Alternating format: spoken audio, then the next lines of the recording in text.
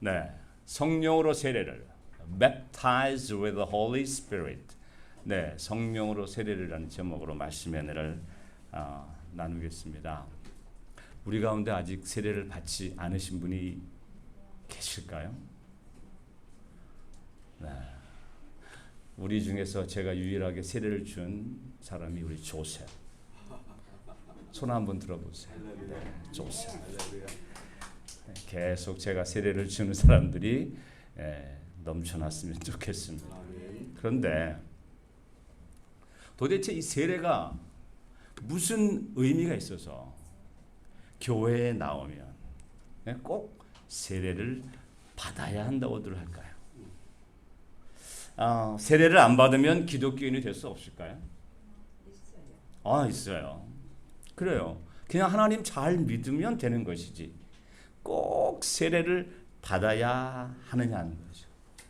자, 이 사진은 한국 탈북민 교회 연합회에서 제공한 것인데 북한 지하 교회 성도들이 세례를 받는 장면이라고 해요. 저 걸리면 어떻게 되겠어요? 총살이죠, 총살.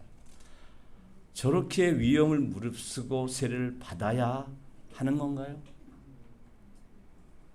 마음으로 믿으면 되지. 굳이 저렇게 목숨을 담보로 세례를 받는 것이 저들에게 무슨 의미가 있었던 걸까요?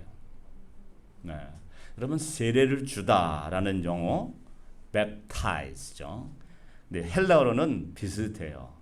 밥티스마, 밥티조에서 나온 밥티스마인데 일반적으로는 이게 담그다, 집어넣다, 가라앉히다, 혹은 염색하다, 목욕하다, 손으로 콕 찍어 바르다, 이 여러 가지 의미들을 다 가지고 있어요. 사도 바울은 교회 안에, 지금 우리 교회 안에서 너무도 당연하게 또 아주 편리하게 행해지는 세례 의식이 갖는 그 의미를 여러 가지로 설명을 했어요. 왜 세례를 받느냐? 세례가 무슨 의미가 있느냐? 네. 로마서 6장 4절 7절과 골로새서 2장 12절에는 그리스도와 함께 옛사람이 죽고 그리스도와 함께 새 사람이 다시 살아나는 것이 세례라고 했고요. 네. 에베소서 5장 26절과 디도서 3장 5절에는 죄로 더러워진 마음과 또 우리의 생활을 깨끗하게 씻어내는 것, 그런 의미가 세례라고 했어요. 또 고린도전서 12장 13절과 갈라디아서 3장 20절에 뭐라고 그랬어요? 한 성령으로 그리스도와 연합하여 한 몸이 되는 것이라고 설명했어요. 이런 의미들 때문에 사도 바울은 이 세례를 거룩한 분께서 기름 부으셨다. anointed. 아니면 성도들이 함께 모이게 하는 주 예수의 이름, 내 몸에 가진 예수의 흔적, 이런 것들을 세례의 의미라고 설명했습니다. 그래서 이 장로교에서 세례는 예수 그리스도를 통해 죄 사함을 받고 하나님의 언약 백성이 되었음을 증인들 앞에서 공식적으로 확증하는 거룩한 예식이라고 합니다. 네. 그래서 또 장로교에서 세례를 하나님께서 우리에게 베푸신 그 은혜 언약의 도장, 은혜 언약의 도장 있잖아요. 쾅 찍는 도장. 이 도장 같아서 행위나 공로가 아니라 전적인 하나님의 은혜로 우리가 그분의 뭐가 되었고 자녀가 되었고 교회 공동체의 일원이 되었음을 공식적으로 선언하는 것이라고 설명하는 거예요. 그러니까 이 세례를 말이죠. 교회 봉사를 잘하거나 교회 출석을 잘하거나 헌금을 잘 내서 주는 게 아닌 거예요. 스스로 나는 자격이 없는데 나 같은 사람을 구원해 주셨습니다 라고 믿는 사람에게 주는 것이 세례예요. 그러니 나는 아직 세례를 받을 자격이 안 됩니다 라고 말하는 사람이 오히려 세례를 받을 자격이 있는지도 모르는 거예요. 네.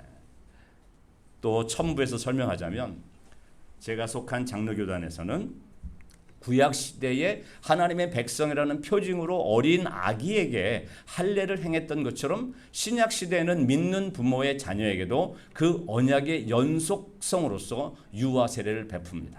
유아 세례는 아이의 구원을 보증하는 어떤 마법적인 주술이 아니라 하나님의 자녀로 양육하겠다는 부모와 교회의 신앙적 결단과 서약 같은 거예요. 그래서 나중에 꼭 성인이 돼서 입교 예식을 거치지 않는 유아 세례는 어떤 면에서는 의미가 없을 수도 있어요. 예.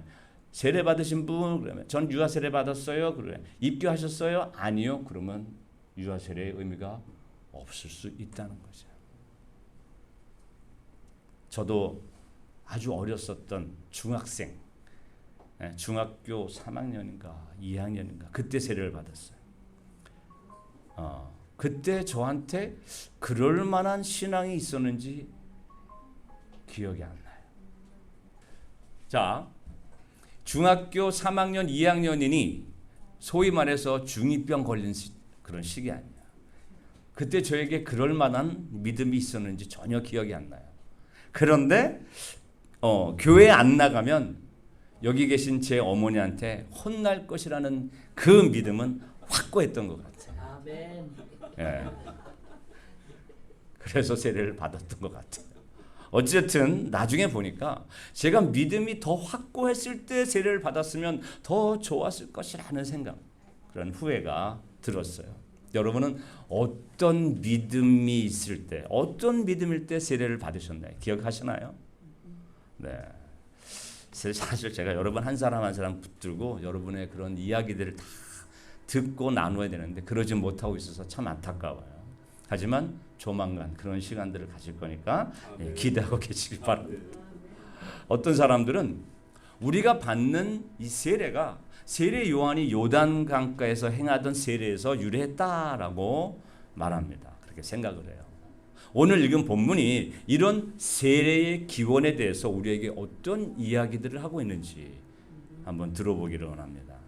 5절에서 예수님은 제자들이 예루살렘을 떠나지 말아야 할 이유가 무엇인지를 아주 구체적으로 설명하셨다, 말씀하셨다고 지난 주일에 말씀드렸지만 전기가 나가서 마치 동굴 속에서 메시지를 전하는 것만 같아서 여러분이 그 설교의 말씀을 기억을 하실까 의문이 들어요. 네. 저는 좋았어요. 캄캄해서. 그런데 여러분이 아마 기억을 잘 못하실 수 있을 것 같아요. 그래서 5절을 다시 한번 읽어보도록 하겠습니다. 다 같이 읽습니다. 요한은 물로 세례를 주었으나 너희는 여러 날이 되지 않아서 성령으로 세례를 받을 것이다. 네, 질문할게요. 저 말씀 잘 보고 계세요? 자, 저 말씀 속에서 요한이 물로 베푼 세례와 성령으로 받는 세례가 같은 건가요? 같아요? No, no. Same? No? 사도행전 19장 3절 이하를 읽어보겠습니다. 시작. 바울이 다시 물었다. 그러면 여러분은 무슨 세례를 받았습니까? 그들이 요한의 세례를 받았습니다. 하고 대답하니 바울이 말하였다. 요한은 백성들에게 자기 뒤에 오시는 이 곧 예수를 믿으라고 말하면서 회개의 세례를 주었습니다. 이 말을 듣고 그들은 주 예수의 이름으로 세례를 받았다. 그리고 바울이 그들에게 손을 얹으니 성령이 그들에게 내리셨다. 그래서 그들은 방언으로 말하고 예언을 했는데 모두 12사람쯤 되었다. 요한의 세례를 받은 사람들이 또다시 성령으로 세례를 받았다라고 기록하고 있어요. 그렇다면 요한의 세례와 성령의 세례는 완전히 다르다는 것을 알 수 있어요. 사도 바울은 요단강가에서 베푼 이 세례 요한의 이 세례는 소위 회개의 세례라고 했어요. 회개의 세례. 요한의 세례는 회개하라고, 죄를 뉘우치라고, 잘못을 인정하라고 촉구하는 그런 세례였어요. 하지만 요한의 세례는 회개하라고 해서 콧물, 눈물 다 쏟으며 회개했어도 죄 용서를 받을 수 있었던 세례가 아니었어요. 예. 사람들이 회개하고 나서 자기 죄를 다 뉘우쳤는데도 여전히 그 죄 때문에 미칠 지경이라면 이 회개는 용서받은 회개, 용서받은 세례인가요? 아닌 거예요. 수많은 사람들이 요단강으로 몰려와서 요한에게서 회개의 세례를 받았어요. 하지만 그 중에 아무도 자기의 죄가 용서받았다는 사실을 알 수 없었어요. 몰랐어요. 네. 그러니 오늘 죄를 뉘우셨어요. 근데 그 죄가 또 떠올라 밤에. 그럼 또 달려가는 거야 다음날. 죄를 용서해달라고. 또 회개를 해. 그럼 끝나? 또 생각이 나네. 그럼 또 달려가 다음날. 계속 매일매일 가서 뭐 해야 돼? 계속 회개를 해야 되는 거죠. 자, 이런 게 정상이에요. 비정상이에요. 비정상이에요. 죄를 회개했으면 마음에서 깨끗함을 받아야지. 근데 그러지 못한 거야. 그러니 매일 요단강으로 출근했던 사람들이 많았던 거예요. 회개하고 또 회개하고 또 회개하고. 세례 요한 스스로도 본인이 세례를 주어 회개한 사람의 죄가 용서받았다고 자신할 수 있었을까요? 없었어요. 요한마저도 회개하라 회개했어요. 내 용서받았어 라고 얘기해야 되는데 그럴 자신이 없었어요. 그에게 용서받았다고 말할 수가 없었어요. 그래서 요한이 한 말이 뭐냐? 같이 해보십시다. 시작. 다음날 요한은 예수께서 자기에게 오시는 것을 보고 말하였다. 보시오, 세상 죄를 지고 가는 하나님의 어린 양입니다. 앞으로 자기 몸을 희생하심으로 여러분들의 죄를 용서하실 수 있는 분이 바로 여기 있습니다. 할렐루야. 지금 여러분이 하는 회개, 그 모든 세례는 불완전하다. 저분이 오셔서 저분이 십자가에 달려 죽으셔야 그 죄가 다 용서받는 것입니다. 아멘. 저분을 보세요. 이렇게밖에는 얘기할 수 없었다는 거죠.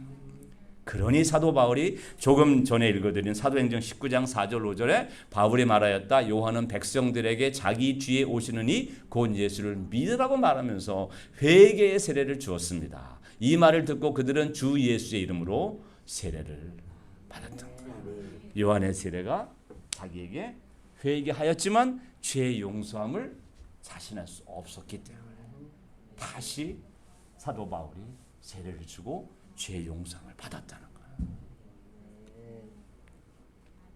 또 요한의 세례는요, 곧 미려닥칠 하나님의 나라를 그냥 사람들한테 소개하는 세례였지 예수 그리스도와 함께 임한 그 하나님의 나라를 소유하는 세례가 아니었어요. 세례를 받으면 하나님의 나라를 소유해야 돼. 근데 요한의 세례는 그게 아니었다는 거예요. 성령으로 세례를 받는다는 건 정말 어마어마한 사건이었어요, 여러분.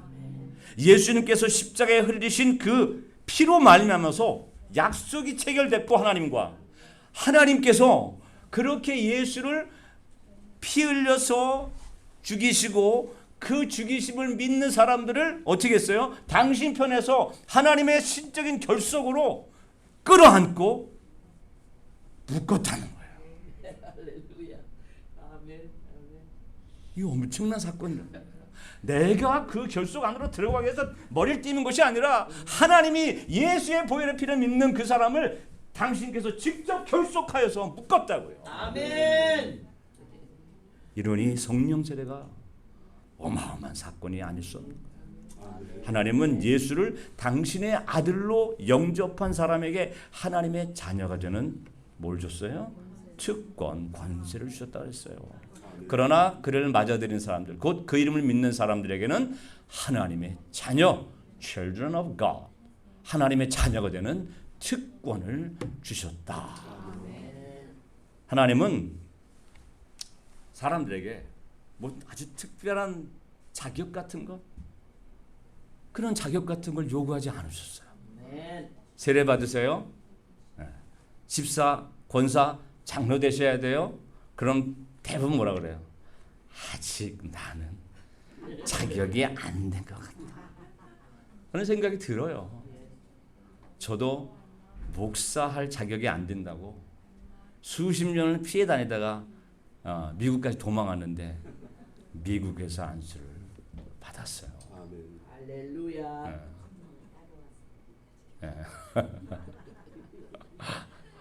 내가 받을 자격이 없다고 저는 뒤로 뺀 거야.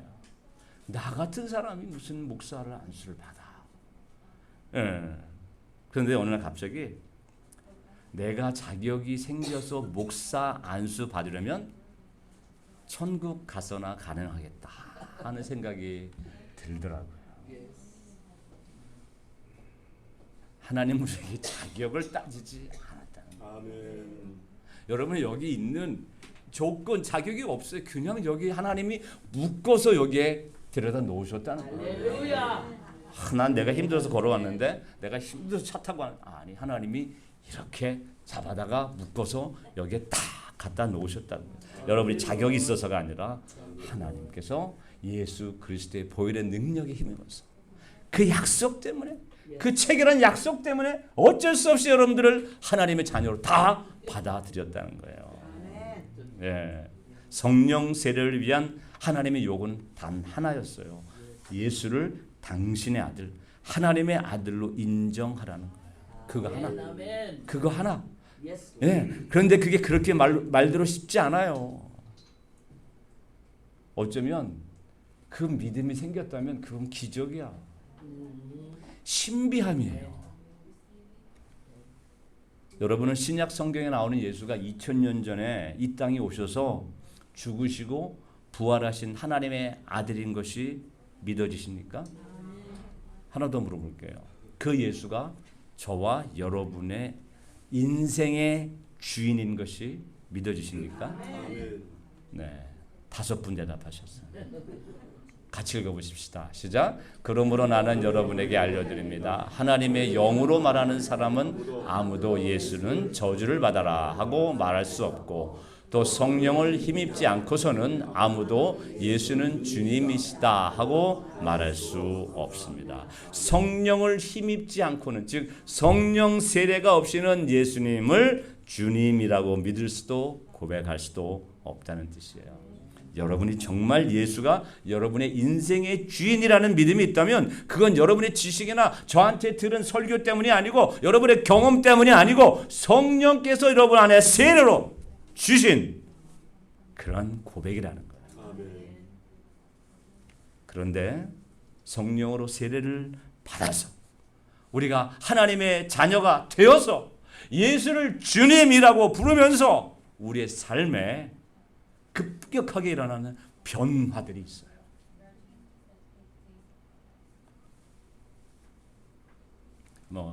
어떤 분은 예수 믿으면 바로 담배 끊는다. 네, 어떤 분은 예수 믿으면 바로 술 끊는다. 그거 말고 그런 변화 말고 어떤 변화가 주어지느냐. 자, 말씀드린 대로 요한의 세례는 곧 미뤄닥칠 하나님의 나라를 소개하는 정도의 세례였지만 성령의 세례는 뭐라 그랬어요? 강력한 하나님의 통치가 이 땅 가운데 내 가운데 시작되었다는 신호탄 같은 거예요. 뽕! 성령 세례가 우리의 역사와 삶에 어떤 변화를 일으키게 될지 예레미야 선지자와 에스겔 선지자의 예언을 한번 보겠습니다. 같이 한번 읽어볼게요. 예레미야 시작. 그때가 오면 내가 이스라엘 가문과 유다 가문에 새 언약을 세우겠다. 나 주의 말이다. 이것은 내가 그들의 조상의 손을 붙잡고 이집트 땅에서 데리고 나오던 때에 세운 언약과는 다른 것이다. 내가 그들의 남편이 되었어도 그들은 나의 언약을 깨뜨려 버렸다. 나 주의 말이다. 그러나 그 시절이 지난 뒤에 내가 이스라엘 가문과 언약을 세울 것이니 나는 나의 율법을 그들의 가슴 속에 넣어주며 그들의 마음판에 새겨 기록하여 나는 그들의 하나님이 되고 그들은 나의 백성이 될 것이다. 나 주의 말이다. 그때에는 이웃이나 동포끼리 서로 너는 주님을 알아라 하지 않을 것이니 이것은 작은 사람으로부터 큰 사람에 이르기까지 그들이 모두 나를 알 것이기 때문이다. 내가 그들의 허물을 용서하고 그들의 죄를 다시는 기억하지 않겠다. 나 주의 말이다. 우리 에스겔서도 한번 읽어볼게요. 시작. 그리고 내가 너희에게 맑은 물을 뿌려서 너희를 정결하게 하며 너희의 온갖 더러움과 너희가 우상들을 섬긴 모든 더러움을 깨끗하게 씻어주며 너희에게 새로운 마음을 주고 너희 속에 새로운 영을 넣어주며 너희 몸에서 돌같이 굳은 마음을 없애고 살갗처럼 부드러운 마음을 주며 너희 속에 내 영을 두어 너희가 나의 모든 율례대로 행동하게 하겠다. 그러면 너희가 내 모든 규례를 지키고 실천할 것이다. 그때에는 내가 너희 조상에게 준 땅에서 너희가 살아서 너희는 내 백성이 되고 나는 너희의 하나님이 될 것이다. 아멘. 그때가 되면 즉 약속된 언약, 새 언약의 시대가 되면 그 시대 사람들이 이 신체가 아닌 마음의 할례를 받아서 아멘. 율법을 스스로 지킬 수 있도록 역사하시는 하나님의 영, 즉 성령의 내주가 시작되는 시대라고 예언되었어요. 전에는 정해놓은 율법이 있으면 그 율법을 지키려고 그냥 무던히 애를 썼어요. 그런데 성령 세례 이후의 사람들은 생각 없이 하는 모든 것이 뭐의 율법에 어긋나지 않는다는 거야. 율법을 지키려고 막 애를 쓰는 게 아니라 성령 세례를 받은 사람은 그 사는 것이 다 율법을 준수하며 산다. 물론 그 율법은 우리가 잘 아는 대로 사랑이죠. 예. 전에는 그런 사람이었지만 우리는 지금 성령 세례를 받은 지금은 나는 하나님이 원하시는 것을 그대로 다 삶 속에서 이루며 살고 있습니다. 왜요? 성령께서 내 안에서 그렇게 행하시기 때문이에요. 너희 속에 내 영을 두어 너희가 나의 모든 율례대로 행동하게 하겠다. 그러면 너희가 내 모든 규례를 지키고 실천할 것이다. 저게 하라는 얘기가 아니라 하게 되겠다라는 의미예요. 예언이지 명령이 아니에요. 근데 그 예언이 안 지켜지고 있으면 문제지. 예. 저나 김은철 목사님이나 이 강단에서 윤리 설교를 하거나 도덕적인 설교를 안 해요. 하는 거 들어보셨어요? 한 번도 안 했어요. 안 할 거고요. 왜? 필요가 없으니까. 도덕, 윤리 이런 것들은 성령 세례를 받은 사람은 그냥 자동적으로 그렇게 살아간다고 말씀하셨는데 또 굳이 여기서 떠들고 하라고 지시하고 명령할 이유가 있어요? 없어요? 없어요. 성령 세례 받은 사람이라면 성령께서 율례대로 행하도록 여러분을 계속 어거하신다는 거예요. 네. 미워하고 시기하고 질투하다가도 금방 이거 아닌데 하는 마음 들잖아요. 꼭 생각하세요. 내 마음을 지금 성령께서 만드시는구나. 컨트롤하고 계시는구나. 하고 생각하시는구나. 혹시 여전히 미운 마음이 계속 든다면 저는 그러고 싶어. 그냥 미워하라고. 그런데 그게 성령의 생각이 아닌 것을 본인들이 알아. 그럼 어떻게 해야 돼? 기도해야 돼.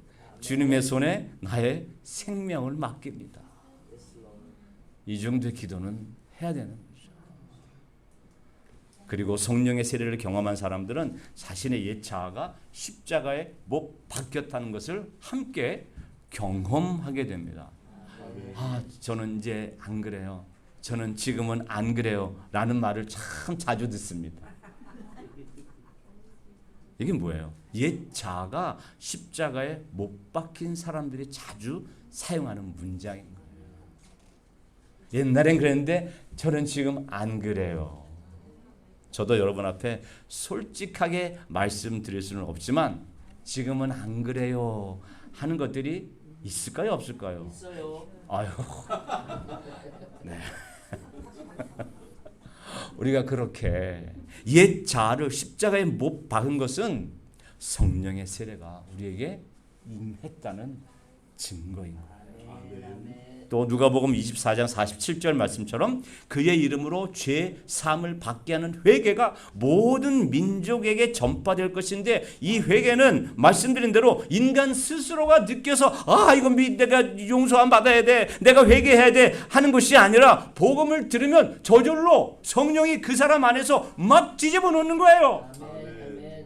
너 회개해야 돼. 너 잘못을 용서받아야 돼. 저절로 성령이 그 안에서 계속 일하고 계시기 때문에 막 흔들어대는 거예요. 어떤 사람들은요, 아니 기억도 안 나는 3살 4살 때 지었던 죄까지 기억나게 하셔서 그것도 회개한다는 얘기를 해요. 믿거나 말거나. 근데 그럴 수 있을 거라는 생각이 들어요. 성령이 하시니까. 네. 선교지에서 일어나는 일들 중에 이런 일들이 너무도 많아요.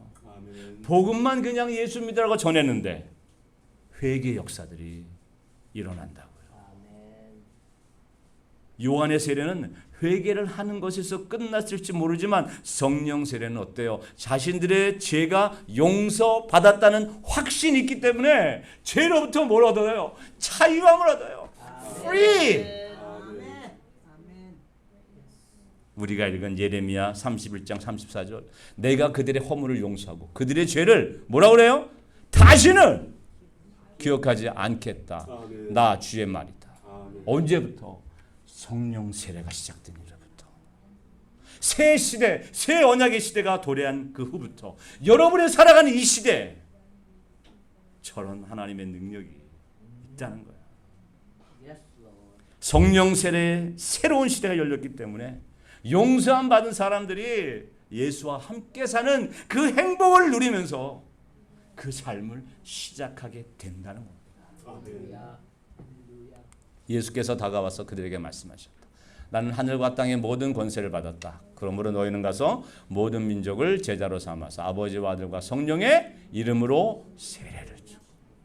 내가 너희에게 명령한 모든 것을 그들에게 가르쳐 지키게 하여라. 가르쳐 지키게 할 필요 있어요? 없어요? 없어요. 복음이 증거되면 그 안에 성령께서 그 일들을 하셔. 그걸 너희들이 보라는 거예요. 성령이 하는 그 모든 것들을 보라는 거예요. 선교제 가면 그런 일들을 얼마나 많이 봐요. 여기서도 좀 봤으면 좋겠는데 보기가 쉽지 않아요. 선교제에서는 정말 들어보면은 엄청난 일들이 일어나요. 보아라, 내가 세상 끝날까지 항상 너희와 함께 있을 것이다. 이것도 예언 같죠? 아니에요. 사실을 얘기하는 거예요. 팩트를 얘기하는 거예요. 함께 계심을 너희들이 알게 될 것이다라는 뜻이에요. 기억하십시오. 저와 여러분은 예레미야 선지자와 에스겔 선지자가 예언한 그 새 언약 시대를 살아가는 특권을 누리고 있다는 사실이에요. 이 특권을 가지고 있는데 이걸 못 누리면 옆에서 보면 얼마나 안타까운지 모르는 거예요. 우리가 성령으로 세례를 받은 사람인 것이 확실하면 우리는 하나님의 자녀로 신분이 완전히 바뀐 것도 확실해요. 네. 하나님의 자녀로 산다는 것은 죽으면 가는 나라를 위해 사는 그런 것이 아니라 오순절 다락방에 성령의 세례가 주어진 그 순간부터 임한 하나님의 나라를 지금 현재 여기에서 살아가는 특권을 지금 우리가 누리고 있다는 거예요. 아멘. 저와 여러분이 성령으로 세례를 받았다면 우리의 인생을 그분께 전적으로 일임 맡기고 살아갈 수 있기를 축원드립니다. 내 옛 자아를 자꾸 끄집어내지 마세요. 죽은 거 자꾸 끄집어내야 그건 뭐야? 냄새나는 시체야. 왜 자꾸 그 시체에다 손을 대려고? 하나님께서 이미 다 잊어버린 그 사건, 그 자아, 십자가에 못 박힌 그 자아, 하나님 한 번도 돌아보시지 않는 그 자아를 여러분 스스로가 끄집어내지 마시길 바랍니다. 아멘. 우리 시편 31편 5절에서 7절을 함께 읽고 마치겠습니다. Let's read together 시작. 주님 손에 나의 생명을 맡깁니다. 진리의 하나님이신 주님, 나를 속량하여 주실 줄 믿습니다. 썩어 없어질 우상을 믿고 사는 사람들을 주님께서는 미워하시니 나는 오직 주님만 의지합니다. 주님의 한결같은 그 사랑을 생각할 때마다 나는 기쁘고 즐겁습니다. 주님은 나의 고난을 돌아보시며 내 영혼의 아픔을 알고 계십니다. 아멘.